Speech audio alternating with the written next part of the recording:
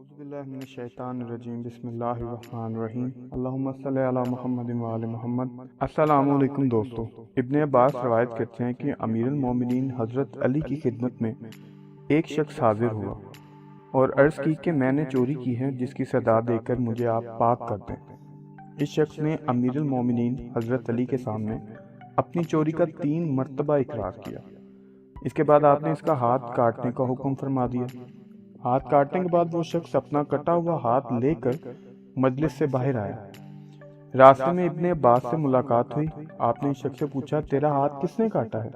جواب میں شخص نے کہا، میرا ہاتھ امیر المومنین وسیع سید المرسلین مولائے جملہ انس و جان غالب کل غالب جو اس مخلوق میں آن حضرت صلی اللہ علیہ وآلہ وسلم کو سب سے پیارا ہے، علی ابن ابی طالب نے کاٹا ہے۔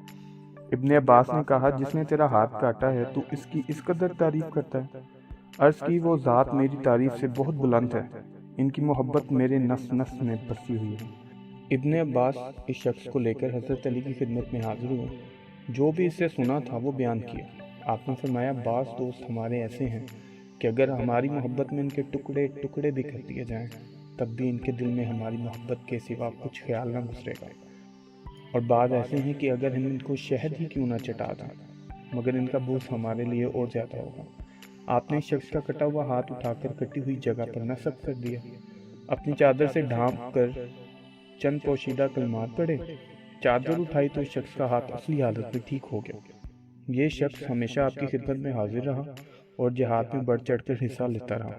آخر یہ جنگ نہروان میں جہاد کرتا ہوا شہید ہوا، اور دراصل اس شخص کا نام افلا تھا۔ کائنڈلی ہمارے چینل کو سبسکرائب کریں تاکہ مولا علی سرکار کے مزید معجزات آپ تک ہم پہنچا سکیں اپنی ویڈیوز کے ذریعے۔